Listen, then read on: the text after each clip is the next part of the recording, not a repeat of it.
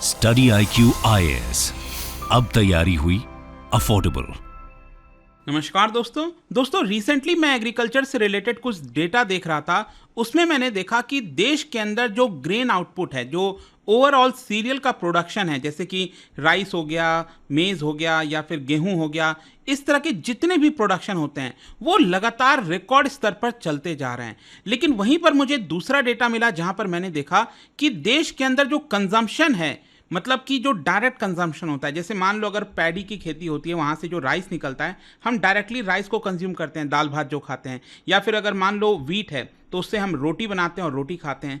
तो यहाँ पर जो कंजम्पशन है, डायरेक्ट कंजम्पशन, वो आपका आधा है हमारे प्रोडक्शन के मुकाबले। जैसे कि अगर मैं आपको बताऊं तो जो टोटल सीरियल प्रोडक्शन है देश के अंदर वो आपको 300 मिलियन टन्स के आसपास देखने को मिलेगा, और वहीं पर जो कंजम्पशन है, डायरेक्ट कंजम्पशन, वो सिर्फ 150 मिलियन टन के आसपास है। मतलब आधा, मतलब 150 मिलियन टन आखिरकार जा कहाँ रहा है, ये काफी चौंकाने वाला था। और इसी को लेकर मैंने सोचा इसको थोड़ा रिसर्च किया जाए और आपको बताया जाए कि एग्जैक्टली चल क्या रहा है देश के अंदर, कि आखिरकार जो आधा प्रोडक्शन है वो किधर जा रहा है, किधर डाइवर्ट हो रहा है। काफी कुछ आपको जानने को मिलेगा। चलिए आगे बढ़ते हैं, लेकिन उससे पहले मैं आप सबको बता दूं कि आप में से जो भी लोग 2025 की यूपीएससी की तैयारी कर रहे हैं, हमारा जो नया जीएस फाउंडेशन बैच है ये स्टार्ट हो रहा है 18 जुलाई से। मतलब ऐसा बैच जिसके अंदर आपको प्रीलिम्स, मेंस, इंटरव्यू सब कुछ की कंप्लीट प्रिपरेशन कराई जाती है। बस ज्वाइन करने के लिए हमारे वेबसाइट ऐप पर जाइए या फिर कमेंट सेक्शन में लिंक है और आपको यूज करना है ये कोड अंकित लाइव, ताकि आप मैक्सिमम डिस्काउंट ले सकें। और इसके अलावा अगर आप एमसीक्यूज अटेम्प्ट करना चाहते हैं तो मेरे इंस्टा पेज पर जाइए, वहां पर स्टोरीज में जितने भी एमसीक्यूज हैं उसको भी आप अटेम्प्ट कर पाएंगे। तो चलिए शुरुआत करते हैं और सबसे पहले ये देखते हैं कि एग्जैक्टली हुआ क्या है। देखिए, एग्रीकल्चर मिनिस्ट्री की तरफ से डेटा प्रेजेंट किया गया था और उसमें यह पता चला कि पिछले 2 दशक में, पिछले 20 वर्षों में अगर आप देखोगे, देश के अंदर जो सीरियल ग्रेन का प्रोडक्शन है वो 1.5 गुना बढ़ा है। ठीक है, लेकिन उसी हिसाब से अगर हम डायरेक्ट ह्यूमन कंजम्पशन की बात करें, मतलब जो मैंने आपको बताया ना, गेहूं से रोटी बनाना या फिर राइस, दाल चावल का इस्तेमाल करना, तो जो डायरेक्ट ह्यूमन कंजम्पशन होता है वो लगभग वहीं का वहीं है, वो उसमें बढ़ोतरी नहीं हुई है। दूसरी तरफ हमें यह पता चला कि यहां पर लोग ब्रेड ज्यादा खा रहे हैं, बिस्किट ज्यादा खा रहे हैं, नूडल्स, पिज्जा, इस तरह की चीजें, और काफी सारा जो प्रोडक्शन हुआ है वो और भी कई चीजों में डाइवर्ट हो गया है। जैसे आज के डेट में एथेनॉल फ्यूल का बात करते हैं, लिकर की जब हम बात करते हैं, स्टार्च हो गया, फीड हो गया, एनिमल फीड जो लाइफ स्टॉक वगैरह में इस्तेमाल किया जाता है। और ये सारे जो एविडेंस है, जो डेटा है, मैं आपको बता दूं, हाउसहोल्ड जो ऑफिशियल हाउसहोल्ड कंजम्पशन एक्सपेंडिचर सर्वे हुआ था उसके तहत हमें पता चला। तो यहां पर जो नेशनल सैंपल सर्वे ऑफिस के द्वारा ये जो पूरा रिपोर्ट निकाला गया था, उसमें स्टेडी डिक्लाइन देखने को मिला in the quantity of cereals consumed by average person per month.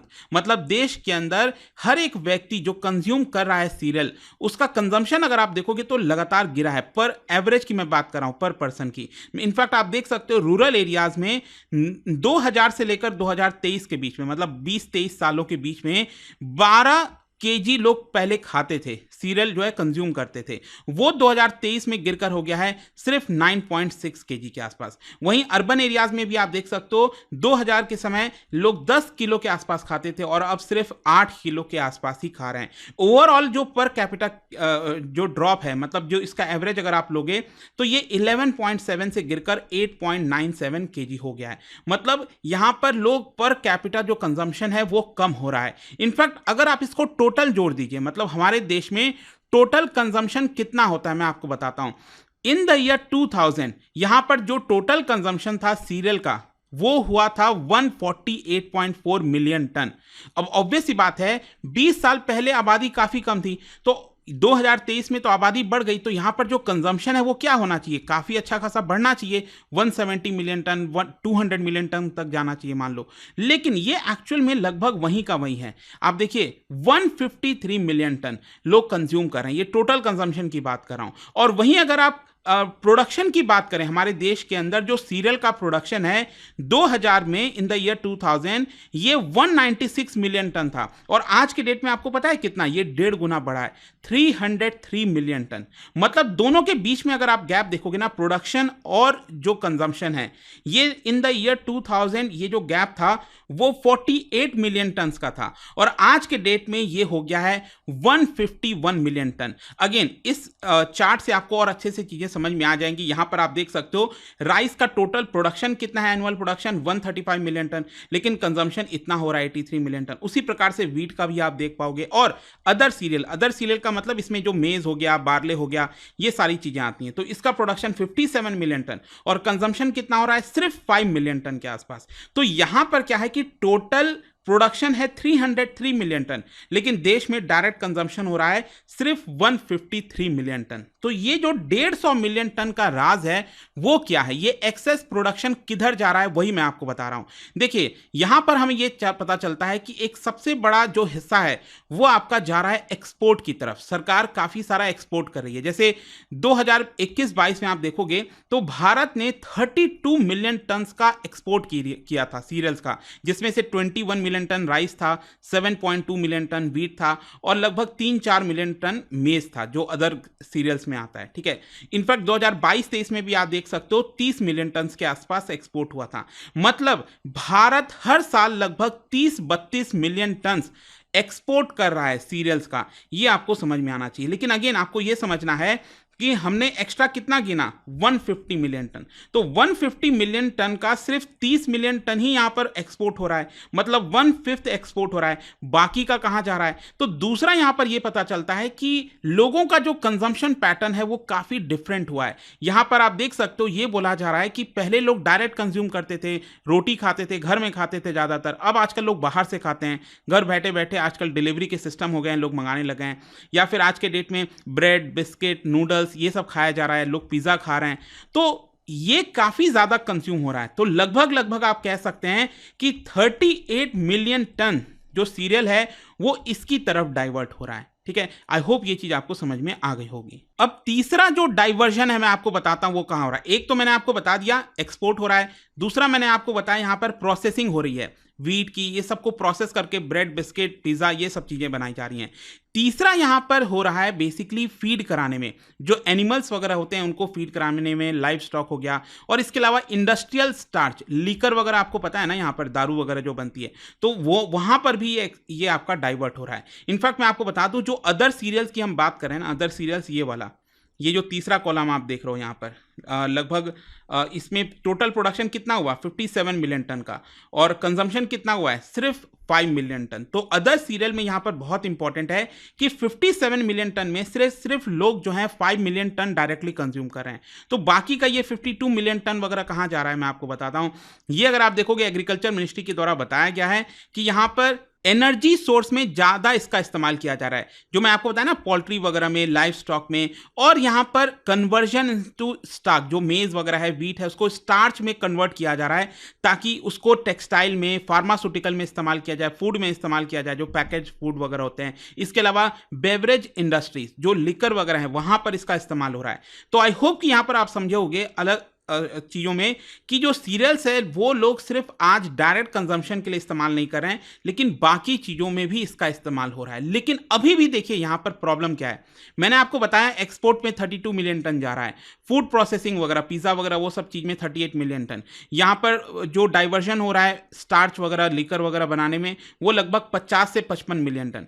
लेकिन अभी भी, क्योंकि अगर आप इसको टोटल भी कर दोगे ना, डायरेक्ट हाउस होल्ड कंजम्पशन का 150-55 मिलियन टन टोटल भी कर दोगे तो भी आपका 275-280 मिलियन टन के आसपास आएगा। अभी भी यहां से 25-30 मिलियन टन कहां है, ये एक्स्ट्रा कहां गया?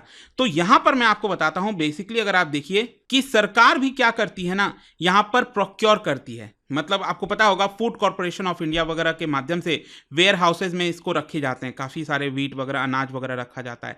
लेकिन वो सारी चीज़ें ऑलरेडी हमने इसमें इंक्लूड कर लिया है, जो डायरेक्ट हाउस होल्ड कंजम्पशंस वगैरह है उसमें ऑलरेडी इंक्लूडेड है। लेकिन स्टिल मैं आपको बता दूं, नेशनल फूड सिक्योरिटी एक्ट के तहत सरकार को, आपको पता है, 66% आबादी को फ्री में अनाज वगैरह देना होता है। फ्री में मतलब 5 किलो वीट और राइस जो है हर महीने हर एक व्यक्ति का हक बनता है, तो 2 रुपए 3 रुपए में दिया जाता है पर किलो।